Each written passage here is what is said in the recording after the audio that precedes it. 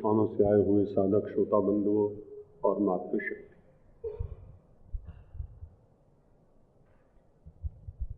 आप सभी लोग पूर्व विद्वानों के द्वारा बहुत अच्छी आध्यात्मिक चर्चा श्रवण करते हैं।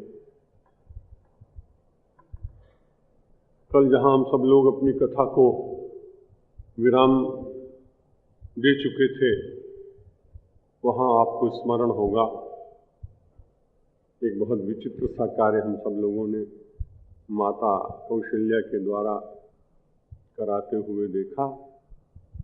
उन्होंने प्रार्थना की कि महाराज आप बालक बनो, रो दहा और रोने लगे। भगवान जीव में और भगवान में यही अंतर है। हम लोग जब बहुत रोते हैं, हर रोने वाले का ये अनुभव है कि रोना जब सीमा पे पहुंच जाता है तो थकान उतर जाती है, और जब बहुत रोते हैं तो उसके बाद रोते हैं और फिर सोते हैं। आप जब भी कभी अनुभव करेंगे जीवन में, आपका अनुभव होगा। कभी न हो तो एक बार खूब घंटा 2 घंटा रो के देख लीजिएगा। और अकारण कोई रो नहीं सकता है। मैंने चेष्टा की एक बार, लेकिन नहीं रो पाया। बहुत बचपन में रामकृष्ण लीलामृत पढ़ा करता था। ब्रह्मचारी जीवन था नैमिषारण्य में। पूज्य स्वामी नारदानंद सरस्वती जी महाराज जगदाचार्य बड़े सिद्ध संत थे। मेरे पिताजी ने वहीं पढ़ने के लिए भेज दिया, क्योंकि वहाँ संस्कृत और अंग्रेजी दोनों पढ़ाई जाती थी। बचपन से ही कुछ संस्कार ऐसे थे आध्यात्मिक, तो पढ़ते पढ़ते एक दिन पढ़ा कि कोई आदमी 3 दिन तक अगर रोवे तो भगवान का साक्षात्कार होता है। बड़ी तैयारी की मैंने कि 3 दिन रोना और सारे जीवन भगवान मिल जाए, इससे बढ़िया बात क्या है। तो हम अपने हाथ में वहाँ हंसा हंसी नाम का जंगल था, अब तो है नहीं, घनघोर जंगल।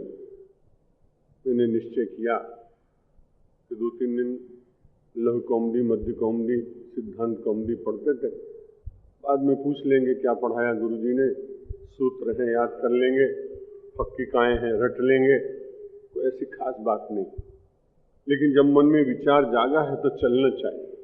एक छोटी सी लालटेन, थोड़े से गुड़ और चने, रात को पहुंचे दुर्गा की मूर्ति। उस समय भगवान श्री राम मेरे इष्ट देव नहीं हुए थे। मैं इसी तरह चल रहा था। रामकृष्ण परमहंस का लीलामृत खूब पढ़ता और कहता कि महाराज आप मिलो। विरह की वेदना सचमुच उस समय थी व्याप्त। जब वैराग्य होता है तब मन ऐसा होता है। बहुत प्रयत्न किया, पर 2-3 घंटे के बाद फिर रोना ही बंद हो गया। अब मैं बार बार चेष्टा करता हूं कि भगवान नहीं मिलेंगे तो रो। 3 दिन तक रोना है, अभी तो 4 ही घंटे बीते। फिर आधा घंटे के बाद थोड़ा एक आधा बहुत द्रवीभूत हो जाता मन। लेकिन सच्ची बात है कि 24 घंटे भी रो नहीं सका। जब नहीं रो सका तो मैंने सोचा कि भाई कैसे होगा ऐसा।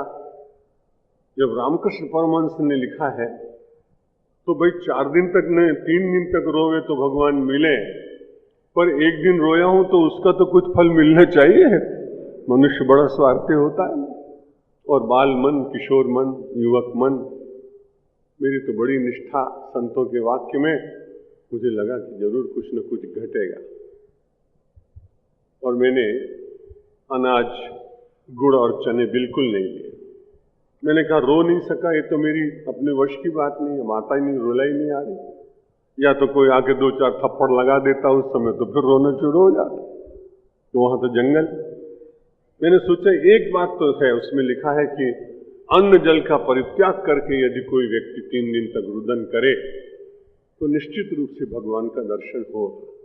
रामकृष्ण परमहंस जैसा महापुरुष कभी असत्य तो लिख नहीं सकते। बड़ी निष्ठा, रोज उसका पाठ करता था लीलामृत का। तो मैंने कहा ये अपने वश में है कि भोजन और पानी छोड़ा जा सकता है। मैंने निश्चय किया कि रुदन आवे नहीं आवे, पर अन्न और जल नहीं लेंगे। पूरा करीब 36 घंटे बीत गए। भगवान की बड़ी कृपा हुई, कुछ जलन नहीं हुई, कुछ व्यथा नहीं हुई, बल्कि अंदर से आनंद की अनुभूति होती थी। गोमती के किनारे हंसा हंसी है। फिर मैंने देखा कि एक महात्मा पीतल का एक सुंदर चमकता हुआ कमंडलू आए और उन्होंने मेरे पीठ पर हाथ फिराया। वो जीवन में मेरी सबसे बड़ी भूल हुई, अब उसके लिए पश्चाताप करने से कुछ होता नहीं। उन्होंने कहा कि बेटा, हठ करने से भगवान थोड़ी मिलते हैं। मैंने कहा भगवान फिर कैसे मिलते हैं? उन्होंने कहा कि हठ करने से नहीं। तब तो वासनाक्षय शब्द क्या है इसमें कुछ मालूम नहीं था। उन्होंने कहा जब तुम्हारी कोई इच्छा शेष नहीं रह जाएगी और जब भगवान देखेंगे कि इसका घर बिल्कुल खाली हो गया है, खाली घर में प्रविष्ट होते हैं वो, भरे हुए घर में आते नहीं। इसलिए हठ मत करो, चेष्टा करो कि तुम्हारी कोई आकांक्षा ना रहे। और महात्मा ने कहा कि तुम्हारे पास कुछ खाने को है क्या? मुझे बड़ी भूख लगी।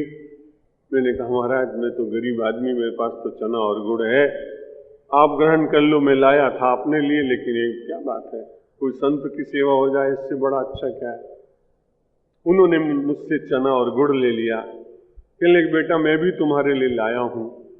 और दोने में एक गरम गरम बिल्कुल मानो हलवाई की दुकान से अभी निकाला गया हुआ मावा, और उन्होंने मुझे मावा दिया, खोया दे दिया। बोला मुझे बहुत दिन से चना गुड़ नहीं मिला था, तुम मुझे ये ले आए, तुम कई दिन के भूखे हो, 2 दिन के, तुम ये खा लो।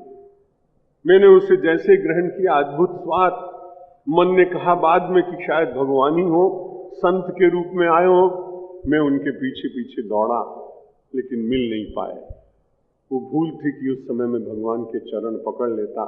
ब्राह्मण शरीर है ना, इसलिए मिठाई में अटक गया और भगवान छूट गए। लेकिन मैं निवेदन ये करता हूं कि सच्चे हृदय से यदि भगवान की प्रार्थना की जाए, रुदन हो तो निश्चित रूप से स्वप्न में, किसी संत के रूप में, किसी विचार के रूप में, किसी अनुभूति के रूप में आपको भगवान का दर्शन जरूर होता है। जीव की एक कठिनाई है कि वो रोता है और वो सोता है। परमात्मा ने माता की आज्ञा से बालक रूप धारण किया और रोए। रोने के बाद मन में विचार किया कि अब रो चुका तो अब सो जाऊं। तो तुरंत ब्रह्म को ध्यान आया कि मेरे सोने से तो सारी सृष्टि सो जाएगी, इसलिए रोने का तो नाटक करना है और सोना है नहीं।